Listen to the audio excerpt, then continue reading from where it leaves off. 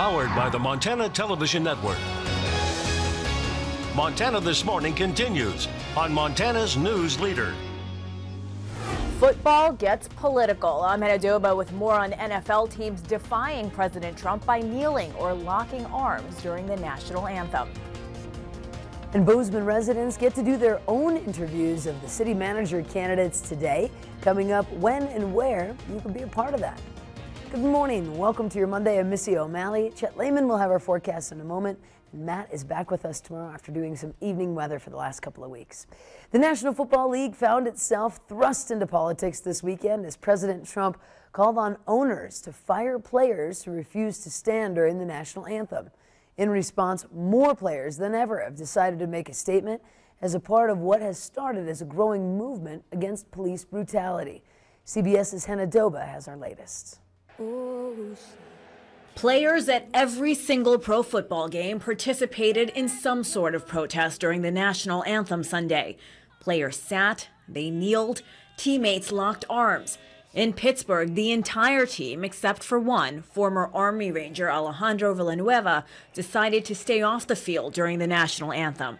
Villanueva, a West Point graduate who served 3 tours in Afghanistan, stood outside the tunnel with his hand on his heart. They were not going to be disrespectful in the anthem, so they chose not to participate. But at the same time, many of them were not going to accept the words of the president. Those words started Friday and continued throughout the weekend. President Trump urged NFL owners to fire the SOBs who refused to stand during the national anthem. This has nothing to do with race or anything else. This has to do with respect for our country and respect for our flag. Since the president's initial statement, the league, along with many players, coaches, and unions, have stood in unison, condemning his comments. I felt like he attacked my brothers in the league, so I felt like it was appropriate to stand up with them. Though not all players agree the proper time to protest is during the national anthem. They're justified in their reason. But again, I will never agree that it's okay to not show respect to the flag of the United States of America. President Trump also suggested that fans should consider boycotting games. Hannah Doba, CBS News. Now, taking a knee during the national anthem was a movement started last year by former San Francisco 49ers quarterback Colin Kaepernick. He did it to draw the attention to police brutality. And police say that a man arrested near the White House on Sunday morning had a car full of weapons. According to the incident report, the suspect was stopped for allegedly urinating in public. In his car, officers found 9 guns, 3 knives, brass knuckles, suppressors, and various types of ammunition. The man told Secret Service that he was going to the White House to speak with Defense Secretary James Mattis and National Security Agency Director Mike Rogers. He said he wanted to, quote, advice on missing paychecks and how to get the chip out of his head, unquote. The man was taken to a facility for mental observation. And the Trump administration has unveiled a new travel restriction on certain foreigners from 8 countries as a replacement to its controversial travel ban signed earlier in the year. Now, new restrictions on the travel vary by country and including a phased-in approach. In a statement on Sunday, the White House called the move to a critical step to protect American security. And a new list of countries notably adds several non-Muslim majority nations, including North Korea and Venezuela. Now, in most instances, travel would be broadly suspended, while in other cases, travelers have to undergo enhanced screening and vetting requirements. So we'll be hearing a lot more about this, and I'm sure CBS this morning will have their own take on this as well today. Yep, no travel restrictions around southwest Montana today, though. That's We're talking true. about a pretty mild kind of day, though. It will be a little chilly. In fact, it's chilly out right now. Satellite and radar shows why. Clear skies in the overnight hours, keeping all that daytime heat yesterday, allowing it to escape. Right now, temperatures in the 20s and 30s. Look at that, 25 in West Yellowstone, or in Ennis, 27 in West Yellowstone. We'll warm up into the mid-50s today for the most part. Mostly sunny skies here. here in the Gallatin Valley. Mid 50s for Butte, a little bit cooler, still into the 50s with partly cloudy skies, we'll call it.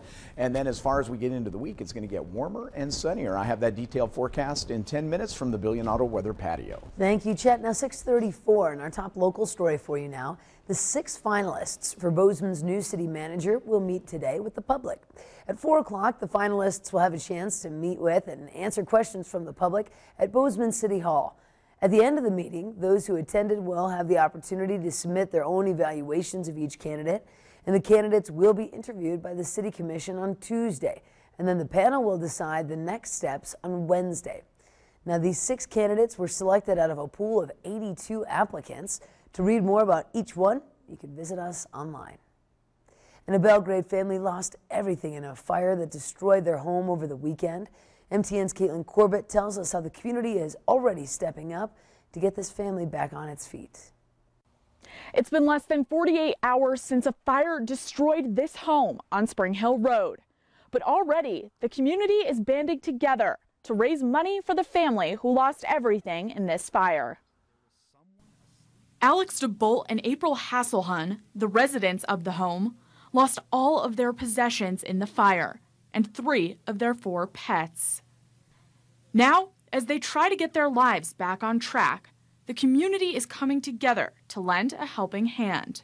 Property manager Jesse Zimmerman created a fundraiser online, asking for any donations, including gift cards and vouchers and necessities like clothes and shoes.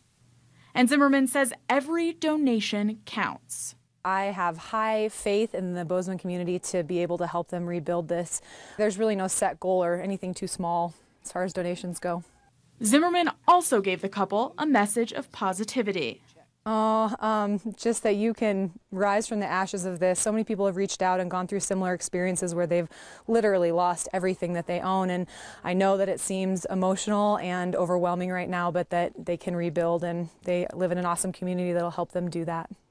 The fundraiser has raised almost $1,000 for the family of 2, but Zimmerman says they can use all the help they can get.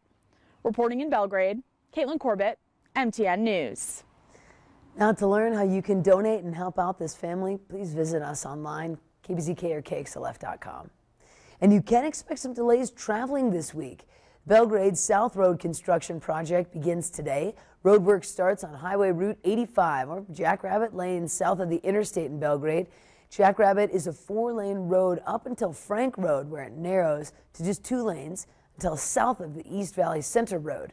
Montana Department of Transportation said you should not expect delays on your own commute until Wednesday. And the Montana Television Network teamed up with the Montana Community Foundation to raise money for the Montana Wildlife Relief Fund.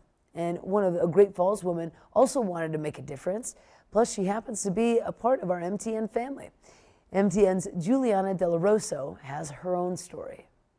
Not too great at folding shirts yet. In her living room, I need to redo this. Kirsty Gaylord isn't doing laundry. Oh shoot, I shouldn't have taken that sticky off, dang it. She's shipping off Massachusetts. hope. Big Fork, Montana. Kirsty owns Hometana, a Montana Pride t-shirt company that's donating 100% of the proceeds from their Montana Strong shirts to the Wildfire Relief Fund. I just feel like this summer has been really hard on everyone. And while she finds herself in a sea of other small businesses also pitching in to help the Wildfire Relief Fund, she believes we're all stronger together. We're a tiny company. We're a family of 4. We all have full-time jobs. We're doing this on the side, and we just wanted to make a difference, no matter how small.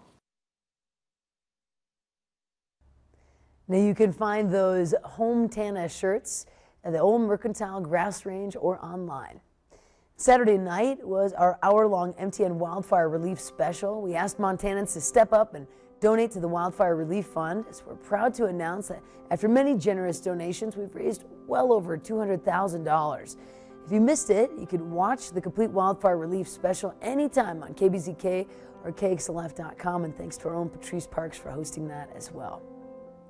More than 1,500 people flocked to Memorial Park in Helena yesterday for the NAMI Walk. NAMI Walk, Montana's goal, aims to stop the stigma surrounding mental illness. The walk stretched from Memorial Park to Centennial Park and around Carroll College. The event is also hosted with music and dancing. Proceeds benefit the education and advocacy groups. NAMI Walk volunteers say that they saw a great turnout with people of all ages joining together for a great cause.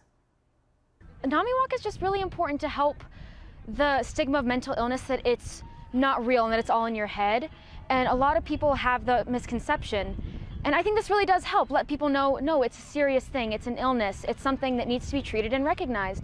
And I think the more awareness that we can spread, the better to help people. Now for more on the NAMI Walk, you can visit us online as well. We always have so much information for you on our websites. Stay with us. In just a moment, we have a special CNN report from Mexico where dozens of people were rescued after the earthquake in all sorts of rubble. Talking with two brave survivors in just a moment. But first, tossing it to our friends in New York City with a little preview of your headlines right here at 7 on CBS. Good morning. Ahead on CBS this morning, the NFL Today host James Brown joins us with how the league is responding to President Trump's criticism. And a new Boston Globe Spotlight investigation reveals how criminals and people with potential ties to terrorism can easily register a plane in America. See you at 7.